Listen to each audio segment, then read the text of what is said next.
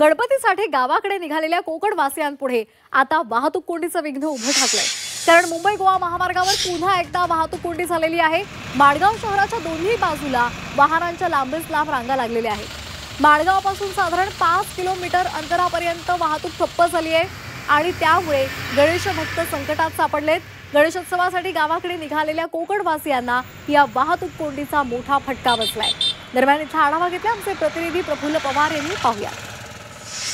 उद्यापासून गणेशोत्सवाला सुरुवात होत आहे आणि त्यासाठी हजारो मुंबईकर कोकणवासी आपल्या गावाला निघालेले आहेत। मात्र त्यांच्या या प्रवासात आज वाहतूक कोंडीचं विघ्न आल्याचं पाहायला मिळते। आता आपण आहोत माणगाव जवळ। या ठिकाणी आपण पाहतोय वाहनांच्या लांबच लांब रांगा लागलेल्या आहेत। माणगाव शहराच्या दोन्ही बाजूला जर बघितलं तर वाहनांच्या लांब रांगा पाहायला मिळतात। माणगाव शहरापासून तिलोरे गावापर्यंत ही वाहतूक कोंडी पोहोचलेली आहे आणि या वाहतूक कोंडीचा सामना जो आहे तो कोकणवासियांना करावा लागतोय। मागील 2 दिवसात जर बघितलं तर वाहतूक कोंडीचा समस्या जी होती ती कोकणवासियांना आली नव्हती। मात्र आज पहिल्यांदाच कोकणवासियांना या वाहतूक कोंडीचा सामना करावा लागतोय।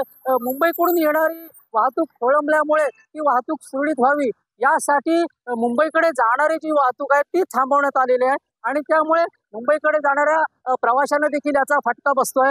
आज पहिल्यांदाच कोकणवासियांना या वाहतूक कोंडीचा सामना करावा लागतोय। मात्र पोलिसांनी या ठिकाणी मोठ्या प्रमाणावर बंदोबस्त ठेवलेला असला तरी वाहनांची संख्या वाढल्यामुळे ही वाहतूक कोंडी झालेली आहे आणि या वाहतूक कोंडीतून मार्ग काढण्याचा प्रयत्न जो आहे तो पोलिसांकडून केला जातोय।